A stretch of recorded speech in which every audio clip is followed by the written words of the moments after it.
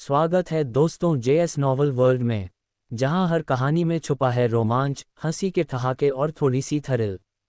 तो तैयार हो जाए, क्योंकि अब शुरू होने वाला है एक नया किस्सा जो आपको ले जाएगा हंसी और रोमांच से भरी इस दुनिया में। रश्मि ने सिर हिलाया, फिर तुरंत पूछा, मैं तलवारबाजी कब सीख सकती हूँ? वीर ने उसकी ओर देखा और कहा, मैं तुम्हें पहले एक तलवार तकनीक सिखाऊंगा। उस पर धीरे धीरे मनन करना, धीरे धीरे समझना। अगर न समझ आए तो पूछना। ठीक है। रश्मि का चेहरा खुशी से चमक उठा, और फिर यह देखकर कि वीर के पास कोई तलवार नहीं है, उसने तुरंत अपनी तलवार पेश की। आप मेरी वाली इस्तेमाल कर सकते हैं। ज़रूरत नहीं। वीर मुड़ा और पास की दवात मेज पर रखी कलम उठा ली। फिर उसने लापरवाही से तलवार शक्ति की एक धारा छोड़ी। तलवार शक्ति तालाब की सतह से गुजरी और पानी अपने आप फट गया। चीरा एक टूटे हुए झरने जितना साफ था। काफी देर तक फटी हुई जगह धीरे धीरे ही ठीक हुई, और जहां से तलवार शक्ति गुजरी थी वहां तालाब के किनारे पर कोई हलचल नहीं हुई, न ही एक भी तिनका या पेड़ को नुकसान पहुंचा। वरुण और रश्मि दोनों वहीं खड़े थे, जड़वत। वे भी तलवार शक्ति को जुटा सकते थे, लेकिन इसे वीर की तरह इतनी आसानी से झटकना, ऐसा तो वे सपने में भी नहीं सोच सकते थे। खासकर जब ये तलवार शक्ति वास्तव में बिना किसी निशान के गायब हो गई। ये सहज नियंत्रण उन्हें अवाक कर गया। भैया, वरुण होश में आया और जल्दी से बोला, भैया मैं भी सीखना चाहता हूँ। वर्षा श्रावण मीनार की तलवार पुस्तिका, जाओ और खुद देखो। वीर ने उसकी ओर देखा और कहा, जब तुम्हें कुछ समझ न आए तो मुझसे पूछना। ठीक है। ये सुनकर वरुण के चेहरे पर एक खुशी भरी मुस्कान आ गई, और वीर को अलविदा कहकर वह भागा चला गया। फिर भी रश्मि तालाब के किनारे को घूर रही थी, थोड़ी गुमसुम।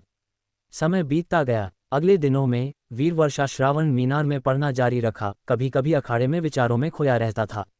जहां तक रश्मि की बात थी, वीर को उसे वर्षा श्रावण मीनार की तलवारबाजी सिखाने की जल्दी नहीं थी। इसके बजाय वह उसे अखाड़े में अकेले तलवार का अभ्यास करने देता था। वह कभी कभी मार्गदर्शन करता, उसकी तलवारबाजी में खामियों की पहचान करता, धीरे धीरे उसकी तकनीक को पूर्ण करने में मदद करता, जो महारत के अंतिम स्तर की ओर बढ़ रही थी। अखाड़े में वीर अपने हाथों को पीठ के पीछे बांधे खड़ा था, एक सूखे पीले पत्तों से रहित पेड़ को देख रहा था। रिया पास आए और पेड़ की दूसरी तरफ उसने एक युवा लड़की को तलवार का अभ्यास करते देखा, जिससे उसकी आंखों में एक पल की चमक आए। उसने पिछले कुछ दिनों से सुना था कि वह लड़की वीर की तलवार सहायक थी, जो एक महागुरु की बेटी थी। हालांकि महागुरु की बेटी होने की उच्च पहचान भी रणवीर हवेली में कोई दुर्लभ बात नहीं थी। रिया बता सकती थी कि लड़की की तलवारबाजी काफी उत्कृष्ट थी, लेकिन फिर भी वह उसकी खुद की तुलना में फीकी थी। इस प्रकार उसने ज्यादा ध्यान नहीं दिया। आखिरकार दुनिया में हजारों तलवारबाज थे, जिनमें कारीगरों के स्वामी कम नहीं थे। भैया, आप क्या देख रहे हैं? वीर को एक सूखे पेड़ को घूरते देख रिया खुद को पूछने से नहीं रोक पाए। पेड़ पर शरद ऋतु का आखिरी अवशेष पहले ही सूख चुका था। वीर की नजर तेज हुई जब उसने धीरे से कहा, मैं हवा को देख रहा हूँ। हवा? रिया ने चारों ओर देखा। दुनिया में हवा थी, लेकिन इसे केवल महसूस किया जा सकता था, तो कोई इसे देख कैसे सकता था? यह अफसोस की बात है कि हवा बहुत हल्की है, वीर ने मुस्कराते हुए कहा। इतनी हल्की कि यह उलझे हुए गिरे हुए पत्तों को नहीं उठा सकती, इस पेड़ को हिलाना तो दूर की बात है। रिया एक पल के लिए रुकी, बंजर पेड़ की ओर देखती हुई। वास्तव में वह अपने चेहरे पर हवा के झोंके को महसूस कर सकती थी, जो वसंत के पत्तों में हिलने पर हवा के रूप को प्रकट कर देती। लेकिन अब मौसम गहरी शरद ऋतु का था। अचानक जमीन से धड़धड़ाहट की आवाज आई। ठीक बाद घोड़े की खुरों की आवाज दूर से पास तक आई, जो बाहर के अखाड़े के पास से गुजर रही थी। रिया हैरान थी। हवेली के भीतर घोड़े की सवारी करना असामान्य नहीं था, लेकिन कौन इतनी लापरवाही से और इतनी तेज गति से समूह में सवारी करेगा? उसकी दिव्य आत्मा उसके शरीर से उड़ गई, और हवा में उसने पर्वत और नदी अखाड़े के बाहर सड़क पर कसाया पहने हुए आकृतियों के एक समूह को देखा, जो दूर की दिशा में जलकुंज अखाड़े की ओर जा रहा था। और समूह का नेता स्वच्छ वस्त्रों में लिपटा एक अधेड़ उम्र का व्यक्ति था, जिसकी सोलम उपस्थिति बोधिसत्व जैसी थी।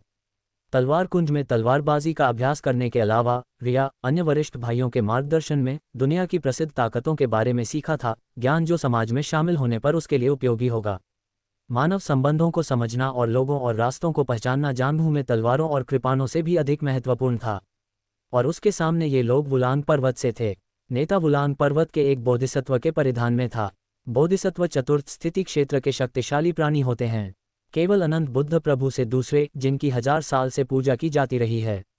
रिया की अभिव्यक्ति थोड़ी बदल गई, और उसने जल्द ही बोधिसत्व के बगल में उसके साथ कंधे से कंधा मिलाकर सवारी कर रही एक युवा आकृति को देखा। आकृति जल्दी से गुजरी, लेकिन उस पल उसने अचानक अपना सिर घुमाया और रिया की दिव्य आत्मा की ओर देखा। उनकी आंखें मिलीं। रिया तुरंत जान गई कि वह उसकी दूसरी मौसी का बेटा था, वीर के लिए इस बार का वही सच्चा ड्रैगन प्रतियोगी। युवराज सूर्यकांत। घोड़े तेजी से दौड़ रहे थे और निगाहें बस एक क्षणिक आदान प्रदान थी। युवक पहले ही मुड़ चुका था और दूर जा रहा था।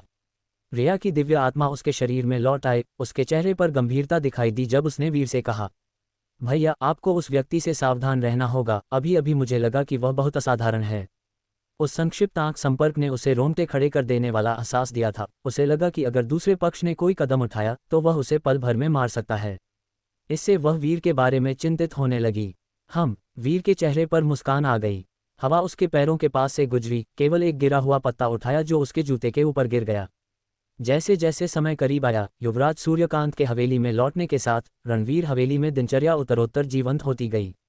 हर दिन लोग मिलने आते थे, जिनमें से अधिकांश जलकुंज अखाड़े की ओर बढ़ते थे। ये आगंतुक ज्यादातर रानी रुक्मिणी के रिश्तेदार थे, जो स्वाभाविक रूप से अपने भतीजे का समर्थन करने आए थे। समय सीमा से 3 दिन पहले सेनापति रणवीर वरुण प्रत्येक अखाड़े की महिलाओं के साथ रणवीर हवेली में विस्मरण पर्वत तक गए और उस बूढ़ी महिला को नीचे लाए जो 20 साल से जाप और प्रार्थना कर रही थी। बूढ़ी महिला कोई और नहीं बल्कि सेनापति रणवीर की मां थीं, चेन हेफांग। वह वीर की दादी भी थीं। साथ ही बूढ़ी महिला 5 महान रणवीर हवेली में से एक चेन परिवार की सदस्य भी थीं। ली परिवार में शादी करने के बाद उन्होंने 9 बेटों को जन्म दिया, जिनके नाम पीढ़ी के सच्चे ड्रैगन के लिए दुनिया को हिलाकर रख दिया। ऐसा लगता था हालांकि कि बूढ़ी महिला का चेन परिवार के साथ लंबे समय से कम संपर्क था। सहस्राब्दी पुरानी रणवीर हवेली के बीच झगड़े और उलझाव जटिल थे। हवेली के भीतर के द्वेष का तो जिक्र ही नहीं, और उन्हें कुछ शब्दों में बताना आसान नहीं था। जैसे ही चेन हेफांग को बाहर लाया गया, रणवीर हवेली में हर कोई हरी कमल अखाड़े में इकट्ठा हो गया, जिसे साफ किया गया था और लंबे समय से खाली था। भव्य मुख्य हॉल में सेनापति रणवीर और दूसरी पीढ़ी के अन्य सदस्य सम्मान देने के लिए इकट्ठे हुए, जबकि सीमा दर्रे की रखवाली करने वाले चाचा भी जल्दी से वापस आ गए। सच्चे ड्रैगन का ये चयन एक पल था जिसे देखना जरूरी था, जब तक कि किसी के पास बिल्कुल कोई बहाना न हो। वहां वीर और युवराज सूर्यकांत एक बार फिर एक दूसरे से मिले। युवराज सूर्यकांत के लिए ये वीर को देखने का उनका पहला मौका था। जहां तक उनके बचपन की बात है, जब वीर को उसकी मां द्वारा अखाड़े में लाया गया था, युवराज सूर्यकांत ने शायद ही कभी ध्यान दिया हो, और अगर उन्होंने उसे देखा भी था तो वह लंबे समय से उनके दिमाग के पिछले हिस्से में डाल दिया गया था और दिल पर नहीं लिया गया था। यह उनके 7वें चाचा का बेटा था। वह अपने हाथों को पीठ के पीछे बांधे खड़ा था, वीर को देखते हुए सिर झुकाए, अपनी आंखें सिकुड़े हुए। जहां तक अतुल्य, जो वीर के पीछे खड़ा था, और ली परिवार की तीसरी पीढ़ी के बाकी सदस्यों की बात है, उन्होंने उन पर भी एक नज़र डाली, लेकिन किसी को भी नहीं पाया जिसने उनकी आंखें पकड़ी हों। अतुल्य, जिसे उन्होंने मूल रूप से एक प्रतिद्वंद्वी माना था, अब उनकी जांच करने वाली नज़र के तहत पाया गया कि वह केवल दिव्य यात्रा क्षेत्र का था, यहाँ तक कि इसमें 15 कोस भी कदम नहीं रखा था। भले ही यह एक ही क्षेत्र के भीतर शक्ति की प्रतियोगिता थी, वह डरता नहीं था। केवल इस युवा व्यक्ति ने, जिसकी प्रसिद्धि शक्तिनगर भर में बढ़ रही थी और धीरे धीरे अन्य प्रांतों में फैल रही थी, ने उन्हें एक ऐसी गहराई का एहसास कराया जो अथाह था। वह वीर के खेती क्षेत्र को बिल्कुल भी नहीं देख सकता था। तुम छोटे वीर हो। युवराज सूर्यकांत के अलावा हॉल के बाहर तीसरी पीढ़ी के बीच हीरा रानी के बच्चे भी खड़े थे। वरुण प्रकाश और वरुण प्रिया दोनों अब लगभग 35 साल के थे। उम्र के मामले में वे वीर और अन्य लोगों से काफ़ी बड़े थे, लगभग दोगुने। दोनों पहले ही सेना में शामिल हो चुके थे और अब सेना में जनरल के पद पर थे, जिनकी खेती का स्तर बहुत अधिक था। वरुण प्रकाश ने अभी अभी अमर के पहले चरण में प्रवेश किया था, जबकि उनकी बहन वरुण प्रिया कई साल पहले स्वर्गीय मानव क्षेत्र में प्रवेश कर चुकी थीं। खेती के स्तर के मामले में वे ली परिवार की तीसरी पीढ़ी के बीच शीर्ष पर थे, किसी से मेल नहीं खाते थे। उनके गुण और योगदान के लिए भी यही सच था। आखिरकार उम्र एक कारक था, लेकिन हीरा रानी ने पहले ही कह दिया था कि उनके बच्चे सच्चे ड्रैगन सीट के लिए प्रतिस्पर्धा नहीं करेंगे।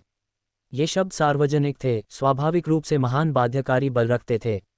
हालांकि अगर उन्हें प्रतिस्पर्धा करनी होती तो एक ही आयु वर्ग में वरुण प्रकाश ने 18 साल की उम्र में ही 15 कोस क्षेत्र में प्रवेश किया था। उन्होंने 25 साल की उम्र में स्वर्गीय मानव क्षेत्र में कदम रखा। अब 10 साल बाद अमर क्षेत्र में प्रवेश करने के बाद ऐसी प्रगति पहले से ही असाधारण थी। हालांकि उसी उम्र के युवराज सूर्यकांत और वीर की तुलना में वे कुछ हद तक कमजोर लग रहे थे। इस समय वरुण प्रकाश मुस्कुरा रहा था जब उसने वीर को जांचा। उसने शक्तिनगर लौटने से पहले ही उसके बारे में सुना था और इस छोटे चचेरे भाई के लिए काफ़ी उम्मीदें थीं जिससे वह कभी नहीं मिला था। ऐसी आश्चर्यजनक प्रतिभा ने पहले ही उस दिन के अपने चाचा को पार कर लिया था। वह और उसकी बहन वरुण प्रिया पहले पैदा हुए थे और चाचा के साथ बड़े हुए थे। वैसे कहा जाए तो वह चाचा से भी कुछ बड़े थे, लेकिन फिर भी वरिष्ठता थी, और जब उन्होंने अपने चाचा को, जो उनसे 2 साल छोटा था, देखा, तो वह आज्ञाकारी रूप से सिर झुकाएगा और सम्मानपूर्वक और विनम्रता से चाचा कहकर पुकारेगा। ली परिवार के सख्त नियमों के अलावा उन्होंने स्वेच्छा से ऐसा किया। आखिरकार चाचा, जिनके साथ उन्होंने बचपन में खेला और खेती की थी, एक बार जब उन्होंने खेती के रास्ते पर कदम रखा तो उन्होंने सभी को धूल चटा दी थी। हर साल वह अखाड़े में सभी को चौंका देता था, एक शानदार शूटिंग स्टार की तरह। दुर्भाग्य से स्वर्ग प्रतिभाशाली से ईर्ष्या करता है। 14 साल पहले जब चाचा का निधन हुआ तो वह भी दूर सीमा सैन्य पद में एक शराब की बोतल के साथ गए थे। सेना में शराब पीना एक बड़ा वर्जित था, लेकिन उन्होंने फिर भी पी लिया।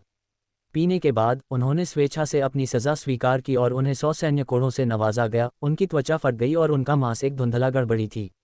फिर भी उन्होंने उस समय बिल्कुल भी भौं नहीं चढ़ाई और इसके बजाय मुस्कुराया।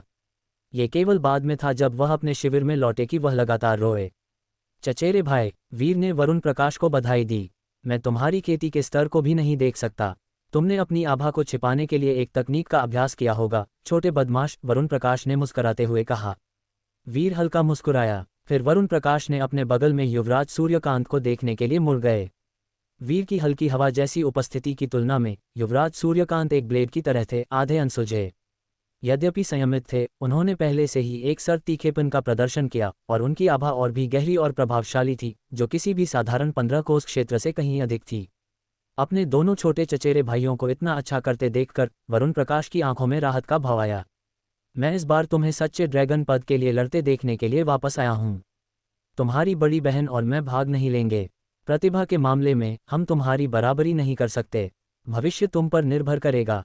युवराज सूर्यकांत ने हल्का सिर हिलाया। चचेरे भाई, निश्चिंत रहें। वीर ने दूसरे 2 बार देखा, ये सोचते हुए कि उनके चचेरे भाई का चरित्र कुछ हद तक उनकी चाची जैसा था। प्रतिभा को एक तरफ रखते हुए बड़े भाई का सहनशीलता वह स्वाभाविक रूप से रखता था। वीर के विचार में परिवार के मुखिया की भूमिका निभाने के लिए भी कुछ हद तक उपयुक्त था। लेकिन जब तुम पद के लिए प्रतिस्पर्धा करते हो तो द्वेष या गुप्त रूप से नाराजगी न रखना, उनके बगल में वरुण प्रिया ने कहा। वह अपने भाई की तरह कवच से अच्छे कपड़ों में बदल गई थी, लेकिन वर्षों की सैन्य सेवा के बाद वह अभी भी मुद्रा में ईमानदार थी और साधारण महिलाओं के विपरीत उसकी भौहों में एक निश्चित वीरतापूर्ण हवा भरी हुई थी। आप सही कह रही हैं, चचेरी बहन, वीर ने मुस्कुराते हुए कहा, सिर हिलाते हुए। युवराज सूर्यकांत ने हल्का सिर हिलाया, उनकी अभिव्यक्ति शांत थी। उनकी प्रतिक्रियाओं को देखकर वरुण प्रिया हल्के से मुस्कुराए। उसकी नज़रें उनके परे अतुल्य और अन्य लोगों की ओर बढ़ीं, उन्हें बधाई में हल्का सिर हिलाया। चूंकि हॉल के बाहर ज़्यादा कुछ कहना उचित नहीं था, इसलिए उन्होंने हर किसी के साथ पुरानी यादें ताज़ा नहीं कीं।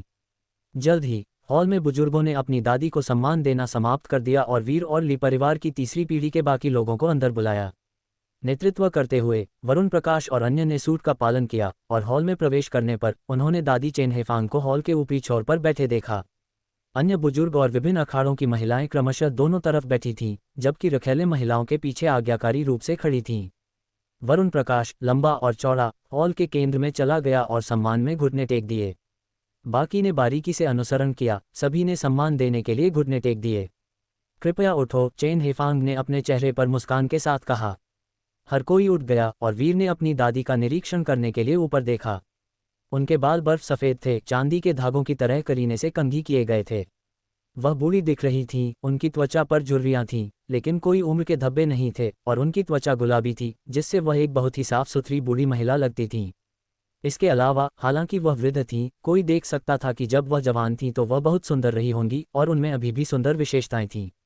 जब वीर उनका निरीक्षण कर रहा था, चेन हेफांग भी इन पोते पोतियों को देख रही थीं। वह वरुण प्रकाश से सबसे ज्यादा परिचित थीं। उन्होंने उसे तब पकड़ा था जब वह बच्चा था और वह अक्सर हरी कमल अखाड़े में खेलने आता था, चाचा के साथ। हालांकि जब सबसे बड़े और तीसरे भाई एक के बाद एक लड़ाई में मारे गए, जिसके बाद 9वें और 6ठे बेटों की मौत हो गई, तो उनके बाल रातों रात सफ़ेद हो गए और उन्होंने सभी घरेलू मामलों को अपनी बहू हीरा रानी को सौंप दिया।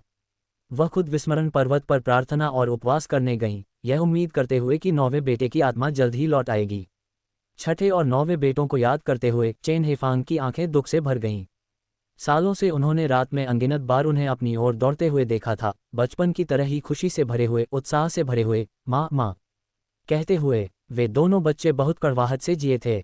एक ने पीछे केवल एक ही बेटा छोड़ा, जबकि दूसरे ने अभी तक शादी नहीं की थी।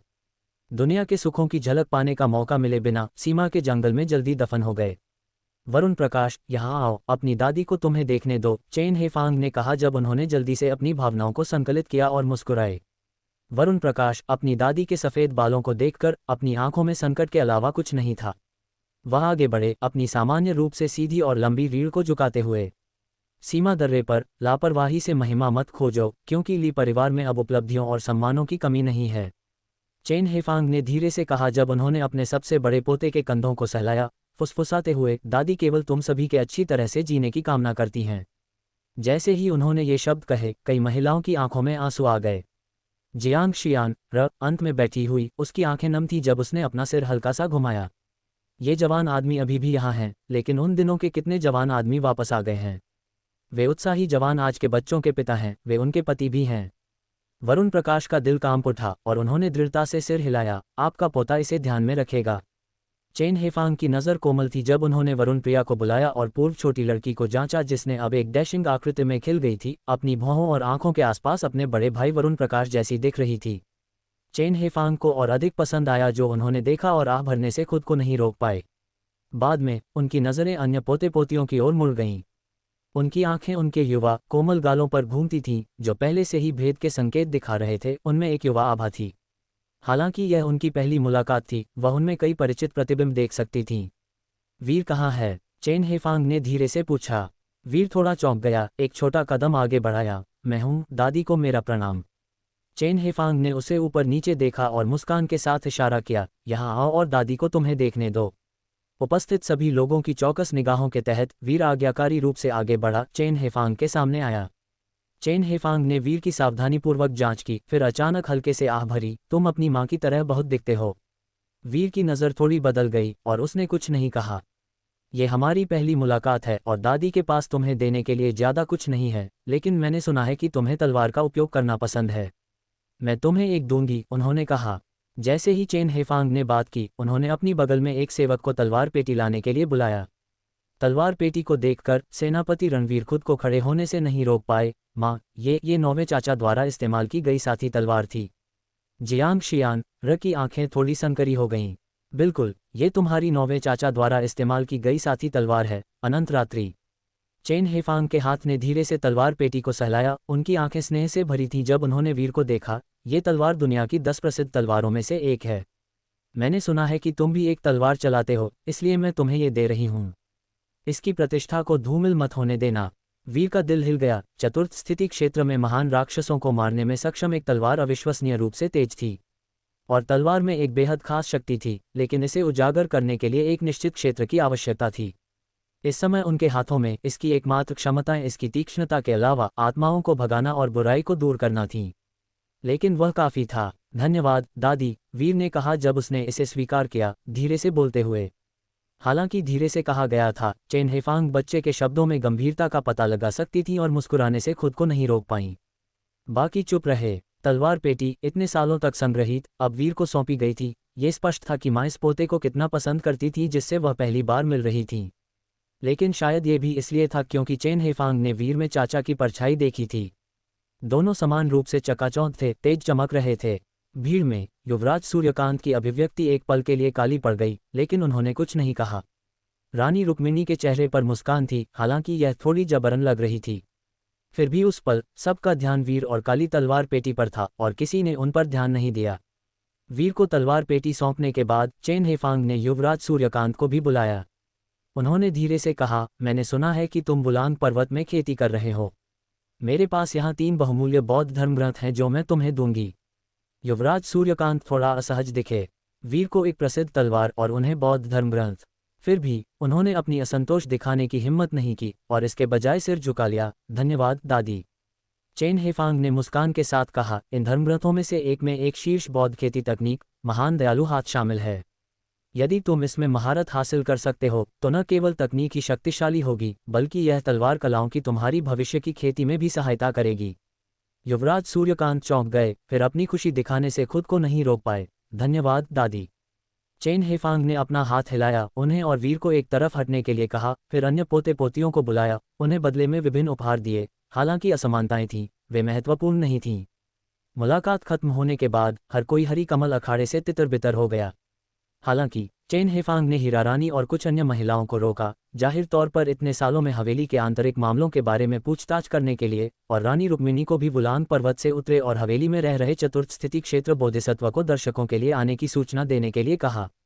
समय उड़ता है। बुजुर्ग महिला के पहाड़ से नीचे आने के बाद शक्तिनगर उत्तरोत्तर जीवंत हो गया। जल्द ही सच्चे ड्रैगन के फरमान का दिन आ गया।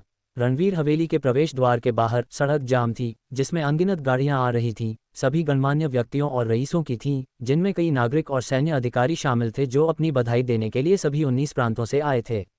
ऐसा भव्य अवसर एक दशक पहले एक बार हुआ था और यह अब भी उतना ही हलचल भरा था। रणवीर हवेली का देहली सभी पैदल यातायात से लगभग घिस गया था। रानी रुक्मिणी के रिश्तेदार एक के बाद एक पहुंचे। रानी रुक्मिणी का परिवार भी बाहरी प्रांतों में एक प्रमुख कबीला था और रानी रुक्मिणी के रणवीर हवेली में शादी करने के साथ रुक्मिणी परिवार ने स्वाभाविक रूप से ली परिवार के प्रभाव का लाभ उठाया ताकि और भी तेजी से बढ़े। अदालत में उनके आधिकारिक रैंक बढ़ रहे थे। रानी रुक्मिणी के परिवार के अधिकांश नागरिक सेवक थे। उनके कई पूर्वज शीर्ष विद्वान थे और वर्तमान में अदालत में अधिकारी के रूप में कार्यरत थे। रानी रुक्मिणी के रिश्तेदारों और कई नागरिक और सैन्य अधिकारियों से परे अन्य अर्ल और मार्क्विस भी युवराज सूर्यकांत का समर्थन करने और अपने कनेक्शन प्रदर्शित करने के लिए मिलने आए। इसके अलावा अन्य 4 प्रमुख रणवीर हवेली के व्यक्ति भी आए, लेकिन वे सिर्फ किसी के पक्ष में बिना साधारण मुलाकात कर रहे थे, जाहिर तौर पर केवल ये देखने के लिए उत्सुक थे कि ली परिवार के सच्चे ड्रैगन में किस तरह की शक्ति थी। अखाड़े के बाहर शोरगुल और हलचल थी। अंदर, हालांकि वीर ने एक पुरानी कुर्सी को बाहर ले जाया था, आराम से धूप सेंक रहा था। जल्द ही रिया अखाड़े में वापस भागी आई, जिसके बाद कदमों की एक श्रृंखला थी। वीर ने अपनी भौहें थोड़ी उठाईं और कविता की किताब को पलटा जिसने उसके चेहरे को धूप से ढाल रखा था, अपना सिर घुमाकर देखा। उसे आश्चर्य हुआ, उसने एक परिचित चेहरा देखा। उसके बाल और दाढ़ी सभी सफ़ेद थे, उसका असर एक तलवार जितना ठोस था। रिया के सामने चलने वाला कोई और नहीं बल्कि तलवार साधु ज्ञानदेव था। वीर ने हल्का सा माथे पर शिकन डाली। उसे याद था कि उसने रिया को बताया था कि उसे अपने गुरु को पहाड़ से नीचे आने और उसके लिए खड़े होने के लिए कहने की ज़रूरत नहीं है। ये व्यर्थ था। 8 साल की अनुपस्थिति के बाद ज्ञानदेव एक बार फिर इस अखाड़े में कदम रखा। पर्वत और नदी अखाड़े में प्रवेश करने पर उसने युवा व्यक्ति को धूप में एक रिक्लाइनर पर आराम से लेटे हुए देखा, जो काफ़ी संतोष दिख रहा था।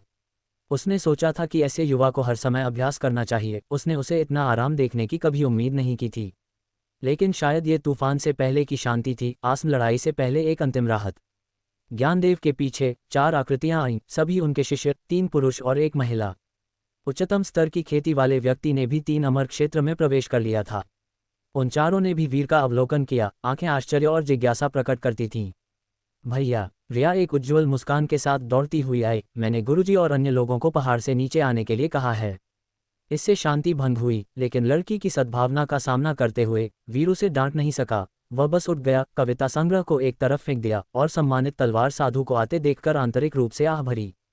ये वही था जिसने छोटे टैग अलोंग को दूर ले लिया था, लेकिन यह वही था जिसने उसे जाने दिया था। और जिसने वास्तव में उसे विदाई दी थी, वह खुद छोटा टैग अलोंग था। तो वह किसे दोष दे सकता था? वीर ने किसी को दोष नहीं दिया, क्योंकि उसने पहले ही उन अतिरिक्त भावनाओं पर लगाम लगा दी थी। इस प्रकार 1 नरमाह के बाद वीर ने कई भटकावों को एक तरफ रख दिया और एक मिलनसार मुस्कान और एक मुख का सलामी के साथ अभिवादन किया। तलवार साधु, आपका सौंदर्य अपरिवर्तित रहता है। हम ज्ञानदेव थोड़ा चौंक गए और पूछा, क्या तुम्हें अभी भी मैं याद हूँ? आपकी अद्वितीय भव्यता, तलवार साधु, मैं कैसे भूल सकता हूँ? वीर ने मुस्कान के साथ उत्तर दिया। ज्ञानदेव ने अपनी भौहें थोड़ी उठाईं। उन्होंने इस असाधारण प्रतिभा को या तो अहंकारी और अनियंत्रित या कठोर खेती में गहराई से डूबा हुआ, अलग और अकेला होने की उम्मीद की थी। उन्होंने आशा नहीं की थी कि युवा एक हवा की तरह होगा, न तो आनंदित और न ही दुखी, जंगल में पाई जाने वाली आसान स्वतंत्रता की भावना का प्रदर्शन करता होगा। सेनापति रणवीर का एक अच्छा बेटा है। ली परिवार एक बार फिर ऊंचाई छूने के लिए तैयार है, ज्ञानदेव ने शांत होकर कहा। वीर मुस्कुराया, शिष्टाचार को समाप्त करते हुए। ज्ञानदेव की नज़र उसके बगल में एक नौकरानी के रूप में कपड़े पहने एक लड़की द्वारा पकड़े गए काली तलवार पेटी पर पड़ी। जैसा कि उन्होंने वर्षों पहले कहा था, जो तलवार से ग्रस्त था वह 10,000 हथियारों के बीच इसे तुरंत पहचान सकता था। पर्वत और नदी अखाड़े में प्रवेश करने पर उन्होंने वास्तव में पहली नज़र में काली तलवार पेटी को देखा था, फिर अपना ध्यान युवा व्यक्ति की ओर मोड़ दिया था। तलवार पेटी को देखकर उनकी आंखें संक्षेप में चमक उठीं जब उन्होंने पूछा, क्या यह अनंत रात्रि हो सकती है? तलवार साधु, क्या आपने इसे पहले देखा है? ये संक्षेप में चमका था, लेकिन अफसोस यह अस्पष्टता में फीका पड़ गया। ज्ञानदेव की नज़र बनी रही जब उन्होंने कहा, ये नाम अनंत रात्रि के लिए शर्म की बात है। इसे हमेशा के लिए आकाश को ढकना चाहिए, स्वर्ग के नीचे सभी को ज्ञात होना चाहिए। क्या आप मेरे चाचा पर आरोप लगा रहे हैं, तलवार साधु? वीर ने हल्के से पूछा। ज्ञानदेव ने वास्तव में ऐसा विचार रखा था, हालांकि उन्हें लगा कि इसे आवाज़ नहीं दी जानी चाहिए। तलवार के लिए उनके गहरे सम्मान का मतलब था कि जब उन्हें पता चला कि नाम धूल में गिर गया है, पूरी तरह से सीलबंद है, तो वह काफ़ी असंतुष्ट थे। वह एक बार इसकी मांग करने के लिए हवेली का दौरा किया था, इसके लिए अन्य वादे बदलने को तैयार था, लेकिन बुजुर्ग महिला ने उन्हें दूर कर दिया था। हालांकि आज की यात्रा एक आकस्मिक टिप्पणी थी, कई साल बीत चुके थे और पुराने मामलों को फिर से देखने का कोई फायदा नहीं था, खासकर एक जूनियर के साथ। मेरे चाचा ने सांसारिक प्रशंसा के लिए तलवार चलाई, सिर्फ 3 वर्षों के भीतर उन्होंने इस एक बार अस्पष्ट जाली तलवार को एक प्रसिद्ध में बदल दिया। उसमें कोई शर्म नहीं है, वीर ने उदासीनता से कहा। इसके अलावा अगर मेरे चाचा अभी भी जीवित होते तो दुनिया निश्चित रूप से इस तलवार के बारे में जानती। बेशक, अगर सम्मानित बुजुर्ग तलवार साधु तलवार कुटीर के भीतर निष्क्रिय बैठने के बजाय सीमाओं से परे राक्षसों का सफाया करने को तैयार होते, तो शायद तलवार अब पूरे देश में सबसे आगे के रूप में जानी जाती। वीर के शब्दों में उपहास सुनकर ज्ञानदेव की अभिव्यक्ति थोड़ी बदल गई। उनके पीछे के 4 भी हक्का बक्का रह गए। उनकी अभिव्यक्तियां जल्दी से बदल गईं क्योंकि सिर पर अधेड़ उम्र के व्यक्ति ने एक सख्त लहजे में कहा, श्री वीर, कृपया मेरे गुरुजी से माफ़ी मांगें। वीर ने केवल आदमी की ओर देखा, धीरे से हंसे और कुछ नहीं कहा। ये पर्वत और नदी अखाड़ा था, न कि तलवार कुटीर। रिया ने अपने गुरुजी और वीर के बीच इतनी जल्दी असहमति की उम्मीद नहीं की थी, और अचंभित होकर वह घबरा और चिंतित हो गई। ज्ञानदेव ने थोड़ी ठंडी नज़र से वीर को देखा और उदासीनता से पूछा, वीर में वास्तव में असाधारण प्रतिभा है। अब जब तलवार तुम्हें सौंप दी गई है, तो क्या तुम इसके योग्य हो? ये तलवार ली परिवार द्वारा गढ़ी गई थी, जिसने दुनिया भर से कीमती धातुओं को इकट्ठा किया था। मैं योग्य हूं या नहीं, इस पर किसी बाहरी व्यक्ति को टिप्पणी करने की जरूरत नहीं है, वीर ने मुस्कान के साथ उत्तर दिया। भैया, रिया खुद को पुकारने से नहीं रोक पाए। वीर ने उसकी ओर देखा और उसे बीच में फंसने पर उसका संकट देखा। उसकी मुस्कान थोड़ी फीकी पड़ गई। सालों पहले इसी अखाड़े में, शायद इसी जगह पर भी, वह छोटी लड़की दृढ़ता से उसके बगल में खड़ी थी, हर मोड़ पर उसके लिए बोल रही थी। ये सुनकर कि उसे दूर ले जाया जाना था, वह रोई और कहा कि वह अब तलवार से प्यार नहीं करती, कि वह अभ्यास करना बंद कर देगी। वे दिन चले गए, कभी वापस नहीं आएंगे।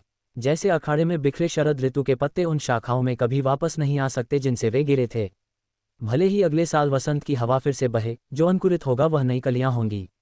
उसी क्षण कुछ आकृतियां अंदरूनी अखाड़े से जल्दी आईं, जिसका नेतृत्व सेनापति रणवीर कर रहे थे। उनके बाएं और दाएं युशियान और सेवक काका थे। तलवार साधु, सेनापति रणवीर ने दूर से ज्ञानदेव को पुकारा, फिर आगे बढ़े और विनम्रता से सलाम किया। मुझे उम्मीद नहीं थी कि आप मेरे बेटे के समर्थन में आएंगे, मैं आभारी हूँ। ज्ञानदेव उनके पिता की पीढ़ी के एक शक्तिशाली व्यक्ति थे और एक बार उनके पिता के साथ तलवारबाजी करने के लिए दौरा किया था जब वह बच्चे थे। हालांकि उनके पिता समग्र मार्शल कौशल में ज्ञानदेव पर काबू पाने में सक्षम होने के बावजूद तलवार विशेषज्ञ नहीं थे और इस प्रकार अक्सर तलवारबाजी मैचों में संकीर्ण रूप से हार जाते थे। समर्थन अनावश्यक है, ज्ञानदेव ने उदासीनता से उत्तर दिया। मैं रिया के संबंध में आया, उत्सव में शामिल होने और एक कप शराब पीने के लिए। मुझे आश्चर्य है कि क्या रणवीर हवेली मेरा स्वागत करती है। ये निश्चित रूप से स्वागत है। सेनापति रणवीर थोड़ा आश्चर्यचकित थे, तलवार साधु के शब्दों में कांटे का एक संकेत महसूस कर रहे थे और अपने बगल में वीर पर झलक रहे थे। वह तुरंत समझ गए, ये वीर के आकस्मिक स्वभाव और उचित स्वागत की कमी के कारण होना चाहिए। उन्होंने तुरंत मुस्कान के साथ कहा, पुराने तलवार साधु, कृपया मेरे साथ अंदरूनी अखाड़े तक चलें। रिया उज्ज्वल प्रतिभा और बुद्धिमत्ता का एक बच्चा है। तलवार साधु के मार्गदर्शन में अध्ययन करने में सक्षम होना वास्तव में बच्चे के लिए सौभाग्य है। इतने सालों तक सैनिकों को नियंत्रित करने वाले इस मार्शल को इतना विनम्र देखकर ज्ञानदेव के चेहरे पर एक मुस्कान आ गई। उन्होंने वीर पर कोई और ध्यान दिए बिना अखाड़े में प्रवेश किया। आखिरकार उनकी वरिष्ठता बहुत अलग थी और जूनियर के साथ झगड़ा करने का कोई फायदा नहीं था। ज्ञानदेव के पीछे आने वाले शिष्यों ने भी महसूस किया कि वीर के साथ बहस करने का कोई फायदा नहीं था। वे सद्भावना पेश करने आए थे, लेकिन एक मौखिक विवाद पर झगड़ा करना बहुत महंगा होगा। लेकिन गहरे नीचे उन्होंने उस युवा के लिए थोड़ा और असंतोष और नापसंदगी रखी जो पूरे शक्तिनगर में प्रसिद्ध था। उनके जाने के बाद रिया वीर के बगल में खड़ी थी। उसकी अभिव्यक्ति झिझक रही थी और उसने कहा, भैया, क्या आप गुस्सा हैं? वीर कुर्सी पर वापस बैठ गया और मुस्कुराया, नहीं, गुस्सा होने के लिए कुछ भी नहीं है। रिया ने कहा, मेरे गुरुजी तलवार के रास्ते को बहुत गंभीरता से लेते हैं और कभी कभी वह एक अप्रिय तरीके से बोल सकते हैं। भैया, इसे दिल पर मत लेना। वीर मुस्कुराया, चिंता मत करो, मैं गुस्सा नहीं हूँ। रिया ने उसे ध्यान से देखा और ये देखकर कि वह वास्तव में गुस्सा नहीं था, उसने राहत की सांस ली और कहा, मैं देखती हूँ कि युवराज सूर्यकांत ने वुलांग पर्वत के बोधिसत्व से समर्थन मांगा है और इस प्रकार मैंने अपने गुरुजी को आमंत्रित किया। तुमने अनावश्यक रूप से चिंता की है। वीर ने उसकी दयालुता को समझा और मुस्कुराया, जाओ अपने गुरुजी का साथ दो। वह यहाँ एक अजनबी हैं, मैं थोड़ी देर और धूप सेंकता रहूंगा। ठीक है, रिया ने उसके शब्दों पर सिर हिलाया। रिया के जाने के बाद वीर ने कविता की किताब को फिर से खोला, इसे अपने चेहरे पर रखा और धूप सेंकना जारी रखा। उसके बगल में रश्मि ने तलवार पेटी पकड़ी हुई थी, बार बार अंदरूनी अखाड़े की ओर झलक रही थी। अभी अभी उसका दिल उसके गले में था। तलवार साधु की आभा बहुत शक्तिशाली थी और उसने अपने पूरे शरीर में एक कंपकंपी महसूस की। ये दुनिया भर में प्रसिद्ध तलवार साधु था, लेकिन उसके सामने युवा व्यक्ति ने आसानी से जवाब दिया था, डर के मामूली संकेत के बिना। वह बहुत चिंतित थी कि अपने गुस्से में दूसरा पक्ष वीर को सबक सिखाने के लिए कदम उठाएगा। लेकिन रश्मि की चिंताएं अनावश्यक थीं। रणवीर हवेली में वीर दोषी था या नहीं, ज्ञानदेव उस पर हाथ नहीं उठाएगा, भले ही वह जल्दी गुस्सा हो, क्योंकि ऐसा करने से न केवल वीर को मारा जाएगा बल्कि पूरे रणवीर हवेली का चेहरा भी खराब होगा। इस बीच पर्वत और नदी अखाड़े में ठंड और सीमित कनेक्शनों के विपरीत जलकुंज अखाड़ा बेहद हलचल और जीवंत था। मेहमानों से हॉल भरा हुआ था और अंदरूनी अखाड़ा पहले से ही भरा हुआ था, जबकि बाहर का अखाड़ा लोगों से उबल रहा था। नौकरानियां और घर के सेवक मेहमानों के बीच हलचल कर रहे थे, उनकी सेवा में व्यस्त थे। कला केसरी अकादमी के अंदर श्वेत कक्ष में कई शिष्य रणवीर हवेली में उत्साह में शामिल होने के लिए पहाड़ से नीचे उतरना चाहते थे, वीर का समर्थन करने के लिए और वैसे ही ये देखने के लिए कि ली परिवार का सच्चा ड्रैगन अपना चुनाव कैसे करेगा। लेकिन सोंग यूफेंग के एक ही फरमान ने उन सभी को रोक दिया। सुन होनरिन, जो कक्षा पढ़ा रहा था और सामाजिक रीति रिवाजों से बहुत अनुभवी था, ने धीरे धीरे शिष्यों को फरमान के पीछे के कारणों को समझाया। दो कारण थे। पहला ये था कि वीर की प्रतिभा के साथ सच्चे ड्रैगन को सुरक्षित करना एक निश्चित बात थी और दूसरों को उसका समर्थन करने की कोई ज़रूरत नहीं थी। दूसरा ये था कि कला केसरी अकादमी को सफलता में शामिल होने की ज़रूरत नहीं थी जिससे परेशानी को आकर्षित किया जा सके। तुरंत फर्श से एक शिष्य चिल्लाया, लेकिन जो झेंग गया। सुन होनरियन ने सीधे तौर पर डांटा, वह अपने पिता के साथ गया जो मार्शल जस्टिस के मार्क्विस के अनुयायी थे। क्या तुम्हारे पिता एक हैं? शिष्य तुरंत चुप हो गया, स्पष्ट रूप से उसके पिता नहीं थे। ठंडे तालाब के रसातल के किनारे पर दो आकृतियां वहां खड़ी थीं, नीचे दूर के पहाड़ों को देख रही थीं, स्पष्ट रूप से वहां की समृद्धि और कई मजबूत उपस्थितियों के जमावड़े को महसूस कर रही थीं। उस बच्चे ने तुम्हारी इतनी तस्वीरें बनाई, क्या तुम खुद देखने नहीं जा रही हो? सोंग यूफेंग अपने हाथों को पीठ के पीछे बांधे खड़ा था, अपने बगल में सोंग कियुमो पर मुस्कुरा रहा था। सोंग कियुमो ने उसकी ओर देखा और कहा, अगर मैं गई तो क्या तुम डरते नहीं कि मैं कला केसरी को इसमें खींच लाऊंगी? बेशक, मैं डरता नहीं, सोंग यूफेंग ने मुस्कान के साथ कहा। ली परिवार भी समझदार है और इसके अलावा बच्चा निश्चित रूप से सच्चे ड्रैगन को सुरक्षित करेगा। उसका समर्थन करने में क्या डर है? सोंग कियुमो ने हंसी में उड़ाया, अगर तुम नहीं डरते तो तुम मुझसे मिलने क्यों आए? छोटा आदमी कई दिनों से पहाड़ पर नहीं आया है और मैं तुम्हें हर दिन यहाँ खड़ा देखता हूँ, इंतजार कर रहा हूँ। मुझे चिंता थी कि तुम ऊब गए थे, सोंग यूफेंग खिलखिलाया। सोंग कियुमो ने अपनी आंखें घुमाई, मैं उसके छोटे पेस्ट्री लाने का इंतजार कर रही हूँ। मैंने कभी नहीं कहा कि तुम किस चीज़ का इंतजार कर रही थी, सोंग यूफेंग ने मुस्कान के साथ उत्तर दिया। इसके अलावा तुम उन्हें खुद खरीदने के लिए पहाड़ से नीचे जा सकती हो। सोंग कियुमो ने रूखेपन से जवाब दिया, मैंने तुम्हारे पूर्वज से वादा किया था कि मैं यहीं रहूंगी। तुम खुद को जीवन भर के लिए एक वादे तक सीमित क्यों रखती हो? सोंग यूफेंग ने फिर आह भरी, इसके अलावा तुमने यहाँ लगभग 1000 साल तक पहरा दिया है। मेरा सोंग परिवार तुम्हारा ऋणी है। सोंग कियुमो चुप रही। एक पल बाद उसने आखिरकार कहा, वैसे वह तुम्हारे कला केसरी में भी एक शिक्षक है। तुम क्यों नहीं जाते? सोंग यूफेंग हंसने लगा, उसके हाथ अभी भी उसकी पीठ के पीछे थे जब उसने कहा, मैं केवल कठिन समय में मदद करने में अच्छा हूँ, जो पहले से ही शानदार है उसमें भव्यता जोड़ने में नहीं। पर्वत और नदी अखाड़े में तलवार साधु और उनकी कंपनी के अलावा कुछ और लोग एक के बाद एक पहुंचे थे। उनमें से अधिकांश वे व्यक्ति थे जिनसे सेनापति रणवीर ने हाल के दिनों में मुलाकात की थी। वे सभी वीर के समर्थन में अखाड़े में आए थे। अंदरूनी अखाड़े में मेहमानों ने हॉल को भर दिया। सेनापति रणवीर मुख्य हॉल में बैठे थे, बातचीत कर रहे थे और सभी का मनोरंजन कर रहे थे। समय समय पर अधेड़ उम्र के पुरुषों से हंसी सुनी जा सकती थी। कुछ युवा लोग, संख्या में ज्यादा नहीं, अंदरूनी अखाड़े में रहे। सामने के अखाड़े में धूप सेंक रहे युवा मालिक पर चुपके से झांक रहे थे। उनकी आंखें जिज्ञासा से भरी थीं लेकिन करीब आने की हिम्मत नहीं कर रहे थे। 14 साल की उम्र तक 15 कोस क्षेत्र का शीर्षक बहुत डरावना था, जो भय पैदा करने के लिए काफी था। शिक्षक वीर। वीर के बगल में एक आकृति दिखाई दी जिसने कविता की किताब उठाई और एक परिचित चेहरा देखा। जब वीर के साथ अकेला था तो जो झेंग कुछ तनावग्रस्त लग रहा था, खासकर वेश्यालय में 100 कविताओं को याद करते हुए। उसने उसी उम्र के इस साथी की प्रशंसा की और उसे देखा। वीर को थोड़ी हैरानी हुई। उन्होंने तेजी से पीछे देखा, कोई और छात्र मौजूद नहीं था, तो उनकी चिंता दूर हुई। कला केसरी अकादमी के छात्र का यहाँ रणवीर हवेली में आना एक बड़ी बात थी। वरुण ने आदर से कहा, मैं पिताजी के साथ आया हूँ। वीर ने सिर हिलाया और उन्हें सहजता से बैठने का इशारा किया। दोनों ने अनौपचारिक रूप से काव्य चर्चा शुरू कर दी। वहां मौजूद कई लोगों ने वरुण को वीर से बात करते हुए देखा और भविष्य में किसी भी अपमान से बचने के लिए उस युवक का चेहरा याद कर लिया। ठीक दोपहर होते ही सेनापति रणवीर सभी अतिथियों को साथ लेकर चले। उन्होंने वीर और युवराज युवान को अपने पास बुलाया।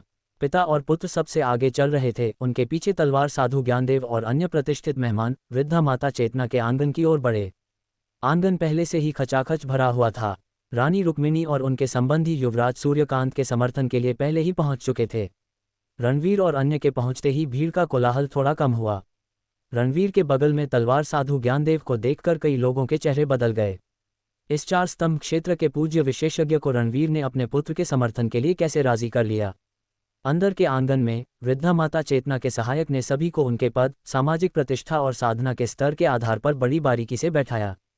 यह एक अत्यंत महत्वपूर्ण कार्य था। तलवार साधु ज्ञानदेव और उनके शिष्य स्वाभाविक रूप से अंदर के आंगन में बैठे। उनके आगमन से रानी रुक्मिणी के समर्थकों में फुसफुसाहट कम हो गई और उनकी ओर आशंका भरी निगाहें उठने लगीं। ज्ञानदेव के शिष्यों ने गर्व के साथ सामने बैठे ली परिवार के युवा वीर को देखा। उन्होंने मन ही मन उपहास किया, देखो, ये है वह मान सम्मान जो तुम्हारे गुरु ने तुम्हें दिलाया है। तभी अखंड मुनि विशाल पर्वत के बोधिसत्व सहित कई हस्तियां उनके पास आईं। ज्ञानदेव ने उत्तरी कृपाण साधु से उदासीनता से कहा, तलवार और कृपाण का विवाद अभी सुलझा नहीं है, हमें फिर से आजमाने का अवसर मिलेगा। एक और वृद्ध ने मुस्कुराते हुए कहा। ज्ञानदेव ने शांत भाव से पूछा, राक्षस दमन विभाग क्या दानवों का दमन नहीं कर रहा है? उन 4 महान हस्तियों को एक साथ देखकर सभी अतिथि अचंभित थे। ज्ञानदेव ने रणवीर की ओर ठंडी निगाहों से देखा और कहा, अगर आपने केवल मुझे बुलाया होता तो मैं स्थिति संभाल नहीं पाता। रणवीर ने मुस्कुराकर कहा, एक और वरिष्ठ आ रहे हैं। कौन? स्वर्ग खड़ग पर्वत के गुरु। ज्ञानदेव ने राहत की सांस ली। रणवीर मन ही मन आह भर रहे थे। उनका पुत्र वीर भले ही उच्च स्तर का साधक था, पर उसका सामाजिक दायरा सीमित था। जैसे ही रणवीर ने मन में आह भरी, अचानक एक आवाज आंतरिक आंगन तक पहुंची। घोषणा, विशाल पर्वत से महामुनि भास्कर पधारे हैं। कुछ ही देर में गेरुआ वस्त्र पहने एक अधेड़ व्यक्ति मुस्कुराते हुए आंगन में आए। उन्होंने अतिथियों के बीच बैठे अखंड मुनि को देखकर बौद्ध मंत्र का जाप किया। फिर वह केंद्र में खड़े होकर बोले, मुझे आदेश दिया गया है, भुवन वज्र कहाँ है? युवराज सूर्यकांत थोड़ा हैरान हुए और उठकर पास आए। युवराज सूर्यकांत उपस्थित है, महामुनि को मेरा प्रणाम। अनंत बुद्धेश्वर ने भुवन वज्र को बुद्ध मोतियों की माला भेंट करने के लिए भेजा है, महामुनि भास्कर ने मुस्कुराते हुए कहा। आंगन में मौजूद सभी अतिथि अनंत बुद्धेश्वर के समर्थन की बात सुनकर हतप्रभ रह गए। ज्ञानदेव और रणवीर दोनों के चेहरे गंभीर हो गए। अगर बुद्धेश्वर स्वयं हस्तक्षेप कर रहे थे तो स्वर्ग खड़ग पर्वत के गुरु का आगमन भी शायद ही कोई लाभ पहुंचा पाएगा। युवराज सूर्यकांत ने सबके सामने महामुनि भास्कर के हाथ से माला ग्रहण की और कृतज्ञता व्यक्त की। महामुनि भास्कर अभी कुछ कहने ही वाले थे कि पीछे से एक और आवाज आए। घोषणा, सम्राट आर्य का शाही फरमान आया है, ली परिवार के पुत्र वीर को आदेश ग्रहण करने के लिए बुलाया जाए। पल भर में आंगन में सन्नाटा छा गया। सबकी निगाहें एक ही जगह पर टिक गईं।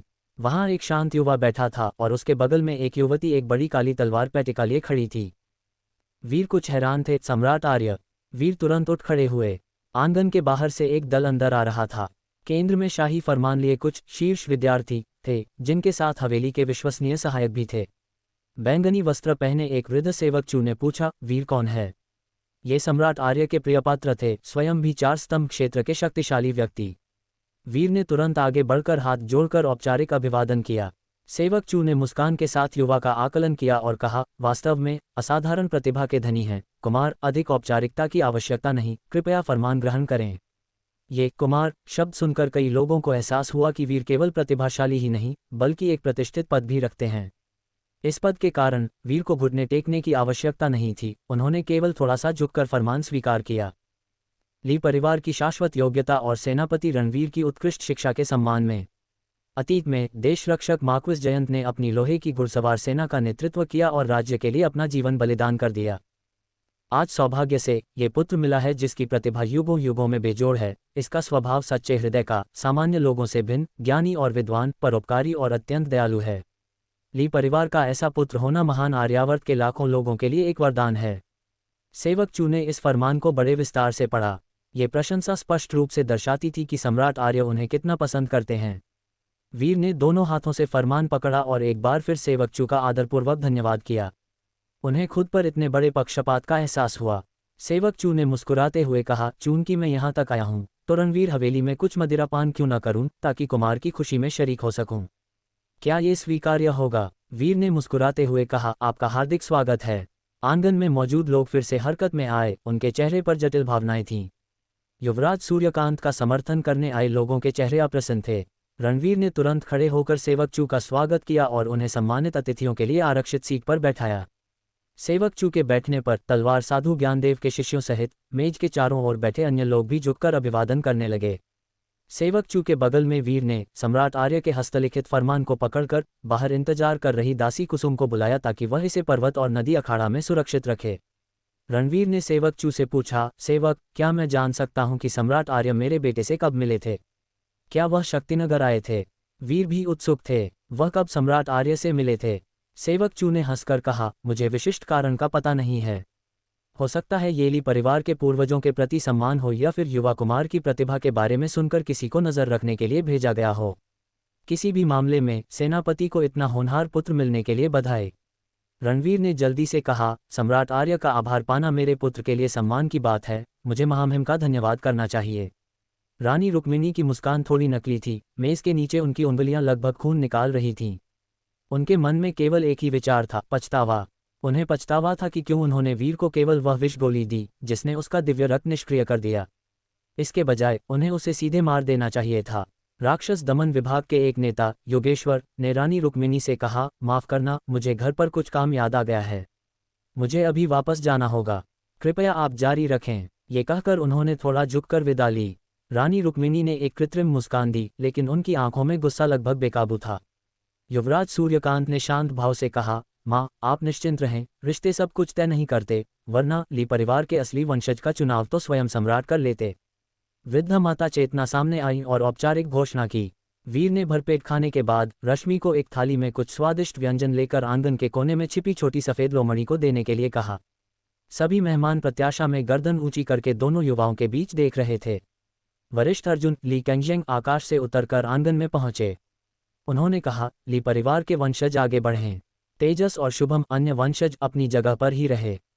वरिष्ठ अर्जुन ने फिर कहा, जो ली परिवार की विरासत को संभालने और आम लोगों की रक्षा करने को तैयार हैं, वे आगे आएं।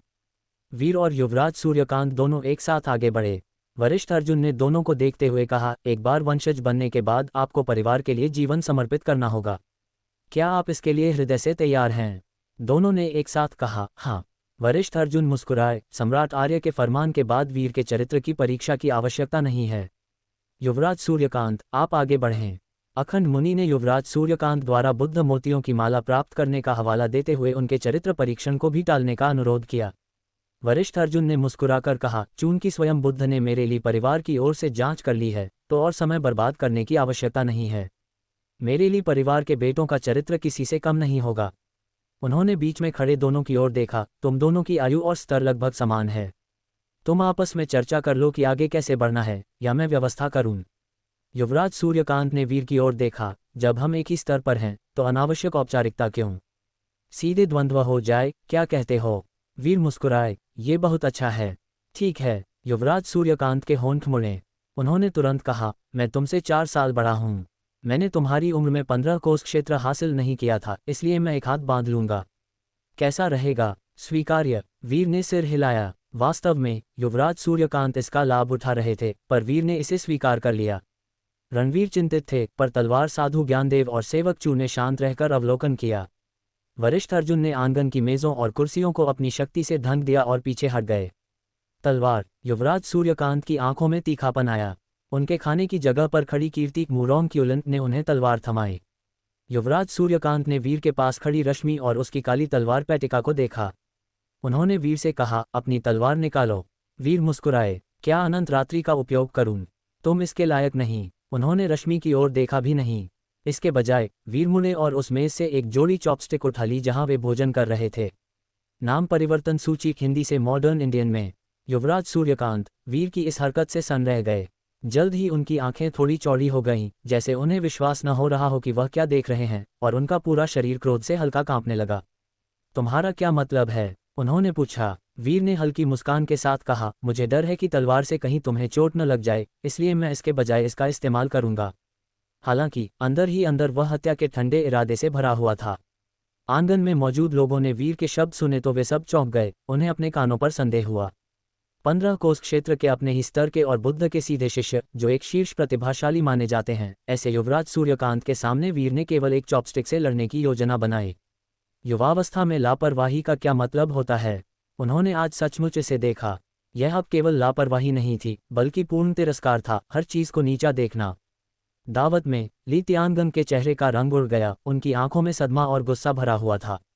पहले उन्होंने केवल वीर को अहंकारी समझा था, जिसे वह बमुश्किल समझ पाए थे। आखिरकार कोई मार्गदर्शक न होने पर और 14 साल की उम्र में इतनी भयानक खेती का स्तर हासिल करने पर इसमें कोई आश्चर्य नहीं कि वह अहंकारी होगा।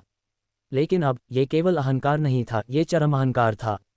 अगर कोई सामान्य 15 कोस क्षेत्र का प्रतिद्वंद्वी होता तो शायद जीतने का मौका होता, लेकिन युवराज सूर्यकांत बुद्ध के शिष्य थे। इसके अलावा अगर वीर में सचमुच ऐसी क्षमता थी तो क्या हुआ? अपने चचेरे भाई को चॉपस्टिक से हराना युवराज सूर्यकांत के लिए इतना बड़ा आघात होगा कि वह फिर कभी सिर नहीं उठा पाएगा। शायद इससे उसका संकल्प भी टूट जाए और उसका जीवन बर्बाद हो जाए।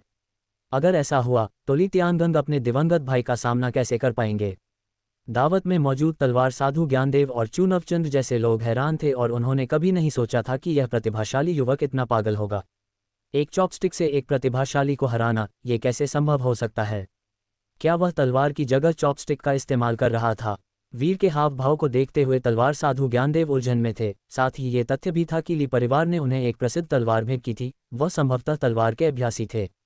हालांकि उन वर्षों पहले उस बच्चे की आंखों के भाव को याद करते हुए वह मन ही मन सिर हिलाए बिना नहीं रह सके। अनंत रात्रि प्रसिद्ध तलवार का उल्लेख होने के बाद से ही वह नाखुश थे। उन्हें लग रहा था कि ली परिवार ने एक और प्रसिद्ध तलवार को दफन कर दिया है। ये लड़का तलवार के मार्ग पर कुछ भी हासिल नहीं कर सकता। उन तीनों की तुलना में रानी रुक्मिणी और तलवार संत जयदेव दोनों हैरान और गुस्से में थे, लेकिन थोड़े खुश भी थे। वीर का ये पागलपन आत्मविनाशकारी था। यह विचार उपस्थित अधिकांश मेहमानों के मन में भी आया।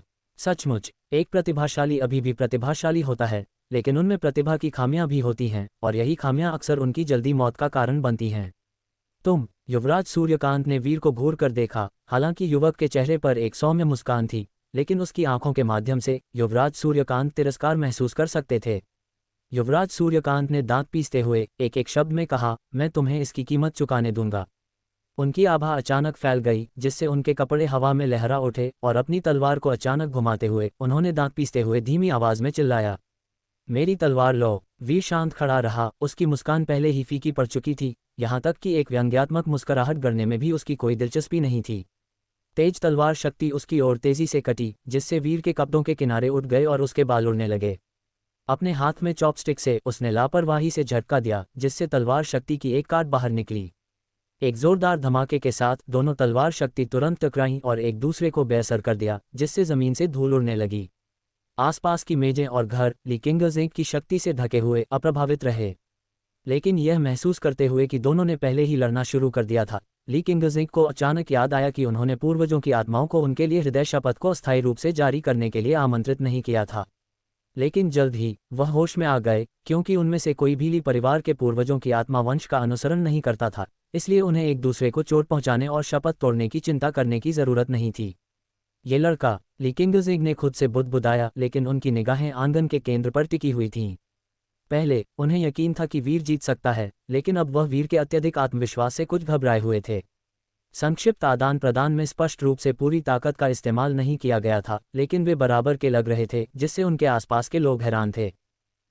तलवार साधु ज्ञानदेव की आंखें थोड़ी सनकरी हो गईं। जिस तलवार शक्ति को युवक ने अभी अभी झटका दिया था, उसमें स्वाभाविक रूप से उत्तम एहसास था। युवराज सूर्यकांत की आंखें ठंडी थीं, जिसमें हत्या के इरादे का संकेत था। उन्हें उम्मीद नहीं थी कि प्रतिद्वंद्वी का वस्तुओं पर नियंत्रण इतना शक्तिशाली होगा। अब वह और अधिक संयम नहीं रख रहे थे और अचानक अपनी आभा को चरम पर बढ़ा दिया, तलवार चलाने वाले युद्ध देवता की तरह। तलवार तकनीक, उज्ज्वल चंद्रमा, उदय। युवराज सूर्यकांत ने अपने सबसे मजबूत कदम को उजागर किया, जिसका इरादा वीर को एक ही वार से कुचलने का था। एक भयानक तलवार इरादा उनकी हथेली में जमा हो गया। तेज तलवार शक्ति बाहर की ओर फैली, जिससे आसपास के सभी लोगों का रंग बदल गया। ऐसा महसूस हुआ जैसे उनके गले कट रहे हों। ये ली परिवार का अंतहीन सागर तलवार कौशल है। ये सोचकर कि उसने इसे तीसरे स्तर तक समझ लिया है, इतनी कम उम्र में ऐसे स्तर तक पहुंचना, तलवारबाजी में इतनी उच्च प्रतिभा, ये तलवार किसी महागुरु से कम किसी के लिए भी प्राप्त करना कठिन है। सभी सदमे में थे, उनकी निगाहें गंभीर थीं। रश्मि तलवार बक्सा लिए खुले मैदान के बाहर खड़ी थी, उसकी आंखों में एक चमक थी। वह तलवार इतनी परिचित लग रही थी, लेकिन यह उस दिन उसने जो देखा था उससे काफी अलग लग रहा था, बहुत अधिक प्राथमिक। जैसे ही वीर ने अपने प्रतिद्वंद्वी द्वारा उपयोग की गई तलवार तकनीक को देखा, उसकी आंखें ठंडी और उदासीन थीं।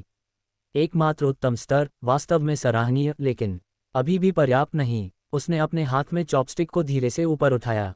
एक ही पल में उसकी उंगलियों से एक चकाचौंध भरी रोशनी फूट पड़ी।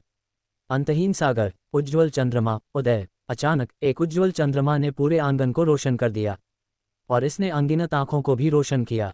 दिन के उजाले में भी उस चांद की चमक को कम नहीं किया जा सकता था। तलवार साधु ज्ञानदेव को इस बात का अफसोस हो रहा था कि युवराज सूर्यकांत जैसा प्रतिभाशाली तलवारबाज उनका शिष्य नहीं बन पाया, लेकिन अब उनकी आंखें अचानक चौड़ी हो गईं। उनकी बूढ़ी आंखों के किनारों पर पड़ी झुर्रीदार पलकें आश्चर्य से चौड़ी खुल गईं। क्या वह वास्तविक क्षेत्र है? तलवार साधु ज्ञानदेव अचानक खड़े हो गए, उनकी शांति भंग हो गई, उनकी आंखें अविश्वास से चौड़ी हो गईं, क्योंकि वह उस युवक को घूर रहे थे। उनके अलावा रिया सहित उनके 4 शिष्य सभी सदमे के भाव पहने हुए थे, अविश्वसनीय रूप से उस दृश्य को देख रहे थे। तलवार साधकों के रूप में वे उस वार की भयावहता और सरासर प्रतिभा को कैसे नहीं समझ सकते थे। प्राचीन शहर की दीवार से निकलने वाली चमक ने एक बार फिर स्वर्ग और पृथ्वी को रोशन कर दिया। रश्मि की हथेलियां काले तलवार बक्से को पकड़े हुए कस गईं, वो सफेद पड़ गए, उसकी आंखें चमक और युवक की छाया से भर गईं। वीर वरुण भी इतना उत्साहित था कि उसने अपनी मुट्ठियां कसकर भींच लीं।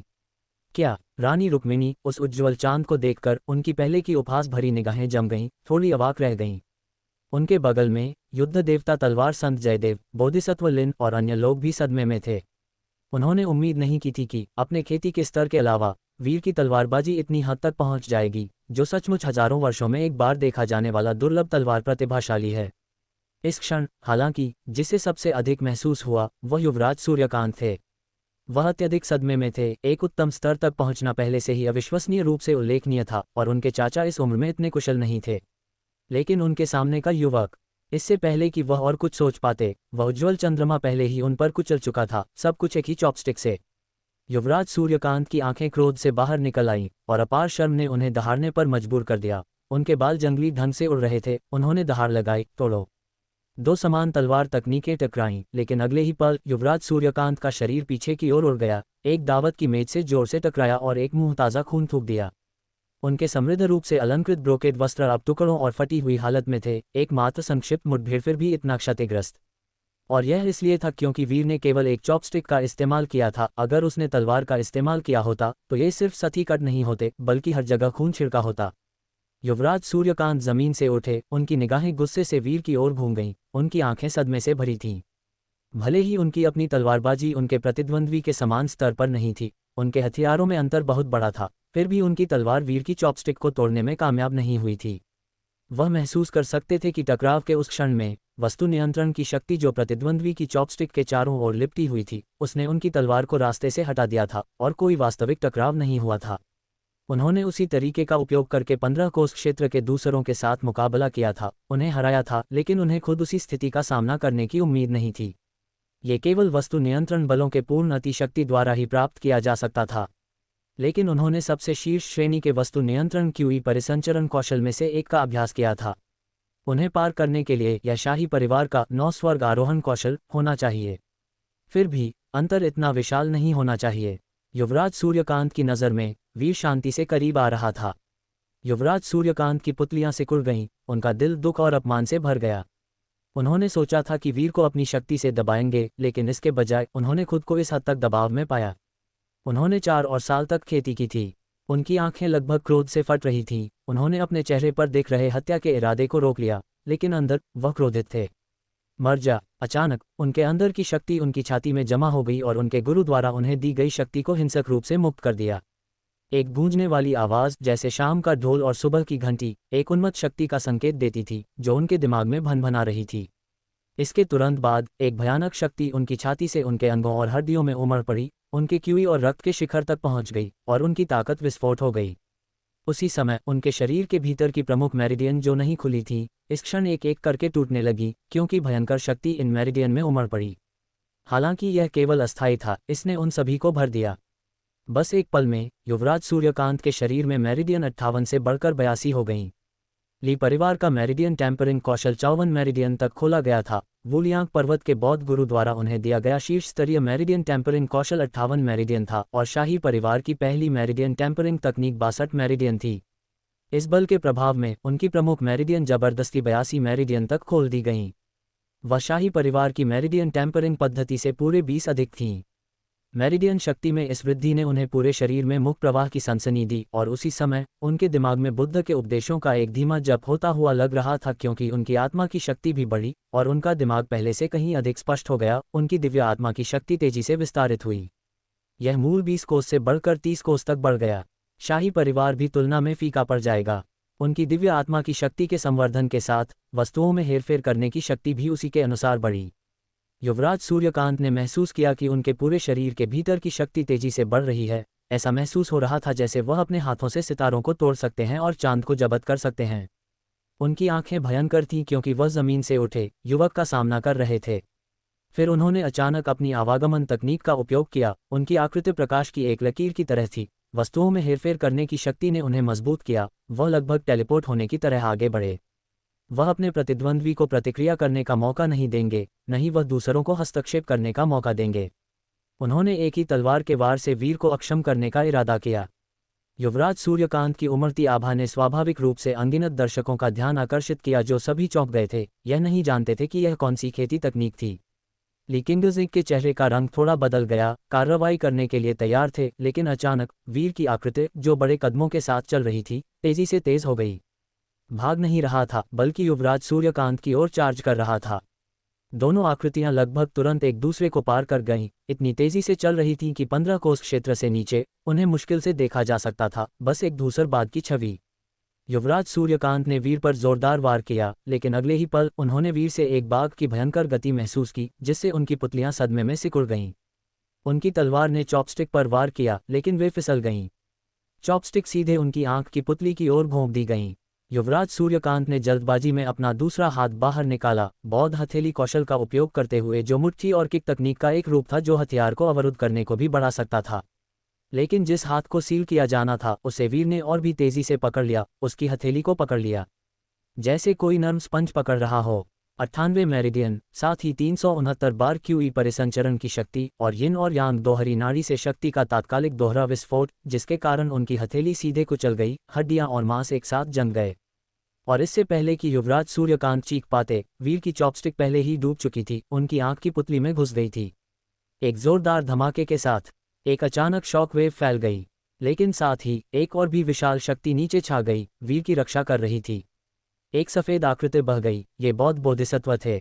वह वीर और युवराज सूर्यकांत दोनों के सामने दिखाई दिए, दोनों को मौके पर ही अलग कर दिया और युवराज सूर्यकांत को 1 दर्जन मीटर दूर बाहर ले गए।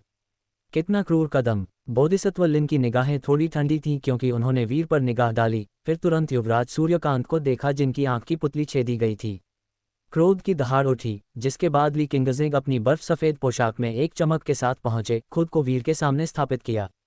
उनकी आमतौर पर सौम्य आंखों से अब एक ठंडी रोशनी निकली जिससे पूरे आंगन का तापमान अचानक गिरता हुआ लग रहा था। उन्होंने बोधिसत्व लिन को महान स्वर साधु के सम्मानजनक नाम से संबोधित नहीं किया, बल्कि इसके बजाय उन्हें उनके वास्तविक नाम से पुकारा, जो अत्यंत अशिष्ट था। बोधिसत्व लिन, हालांकि उन्होंने अपना सिर घुमाया और उन्हें उदासीनता से देखा। ली परिवार के सच्चे अजगर के लिए संघर्ष वास्तव में घातक हो गया है। अगर मैंने समय पर कार्रवाई नहीं की होती तो क्वानकुन वज्र अब तक मर चुका होता। क्या आप ये संकेत दे रहे हैं कि आप मुझ पर दोष लगाना चाहते हैं?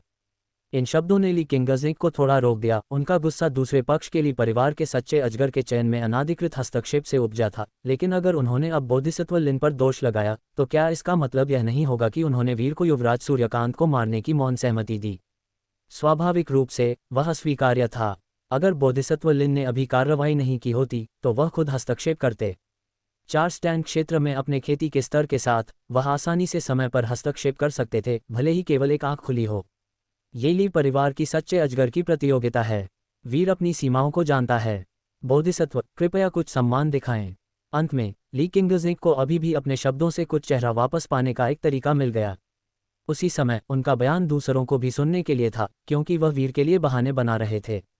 उस पल से पहले वह कैसे नहीं देख सकते थे कि वीर के पास हत्या का इरादा था।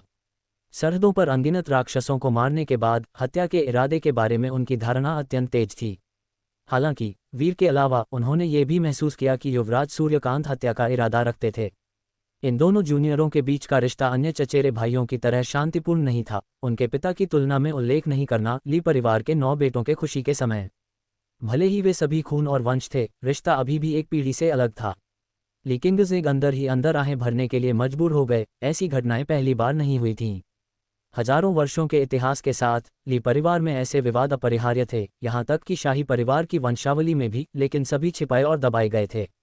इसलिए ली परिवार में चरित्र के परीक्षण थे, निष्पक्ष प्रेम एक पैतृक शिक्षा थी।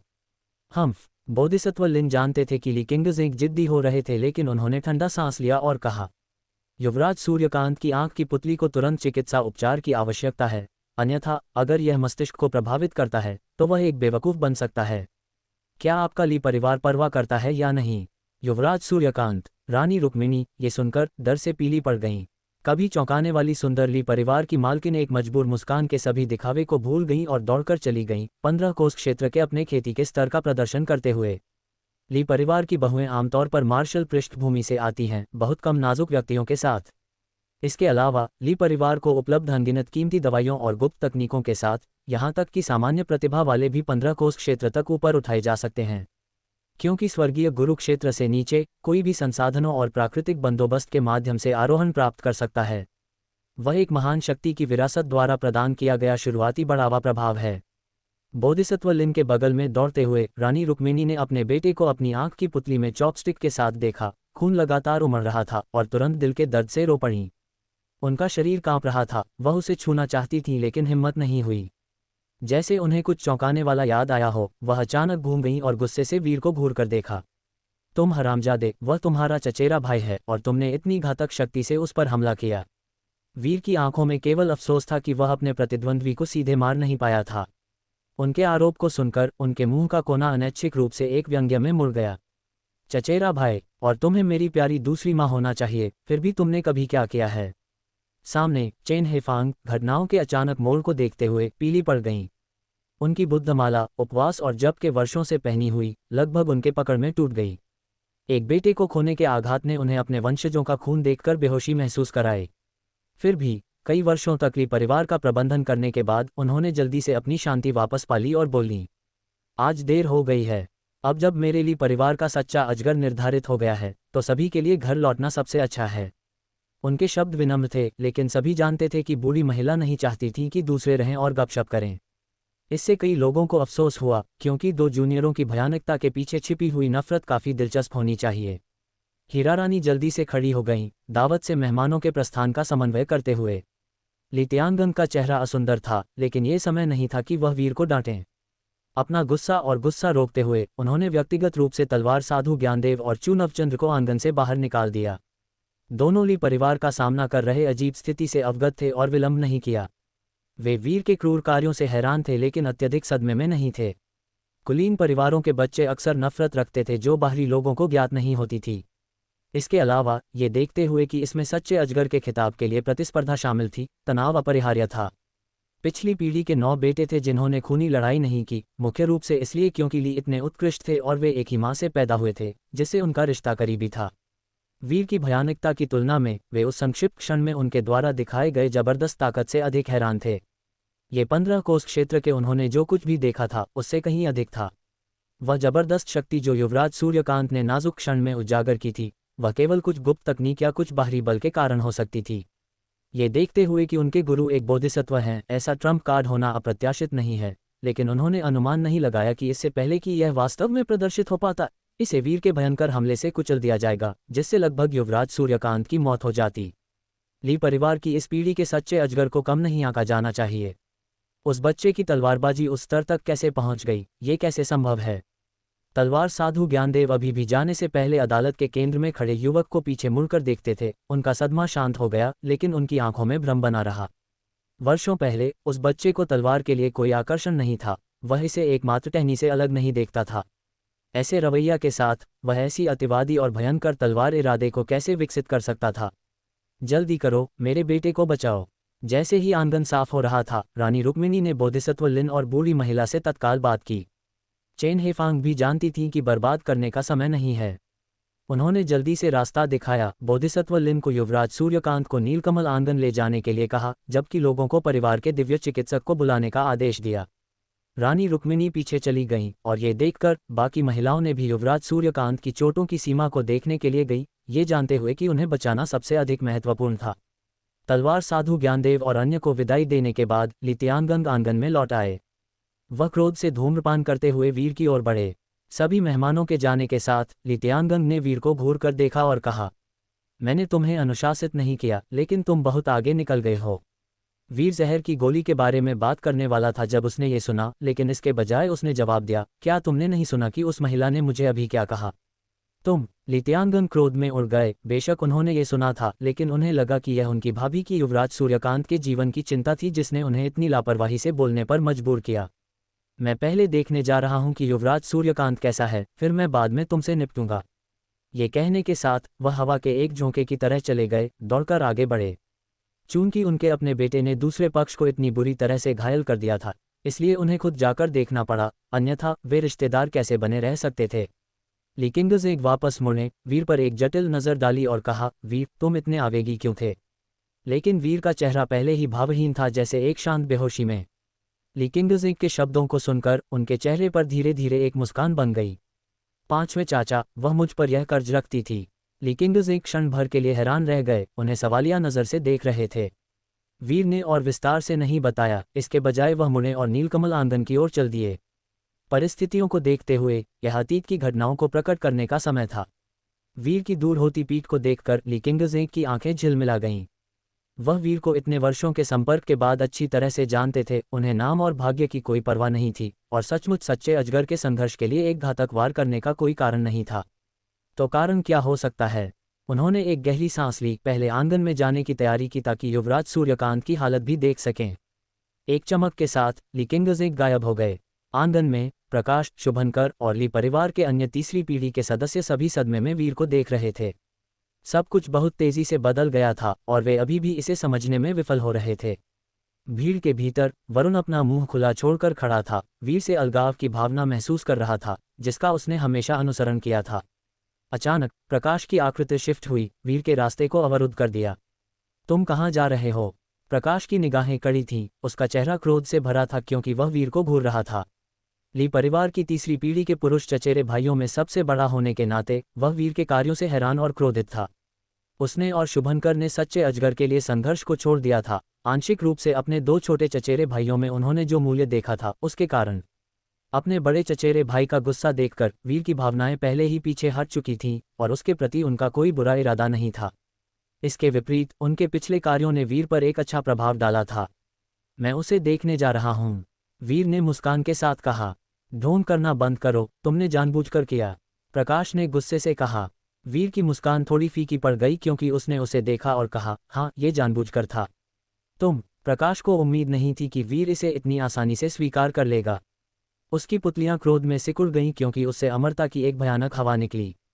लेकिन उसने कार्य नहीं किया क्योंकि ली परिवार की पैतृक आत्मा के वंशज के रूप में वीर पर हमला करने से उसकी दिल की शपथ टूट जाएगी। मैंने सोचा था कि तुम्हारे पास असाधारण प्रतिभा है, और यहाँ तक कि तुम में चाचा नौ की सुरुचि भी देखी थी, लेकिन मुझे उम्मीद नहीं थी कि तुम्हारे पास ऐसा स्वभाव होगा। महामहिम ने तुम्हें व्यर्थ में इतना महत्व दिया है। प्रकाश ने गुस्से में अपने दांत भींच लिए। क्या तुम्हें लगता है कि सिर्फ इसलिए कि तुमने सच्चे अजगर का पद जीत लिया है, तुम लापरवाही से काम कर सकते हो? शुभंकर भी अपने भाई के पास खड़ा होने के लिए चलकर आया, उसकी आंखें वीर पर ठंडी तरह से टिकी हुई थीं। वीर ने उन्हें देखा, एक पल के लिए चुप रहा और फिर कहा, मेरे अपने कारण हैं। अगर तुम जानना चाहते हो तो मेरे पीछे आंगन में आओ।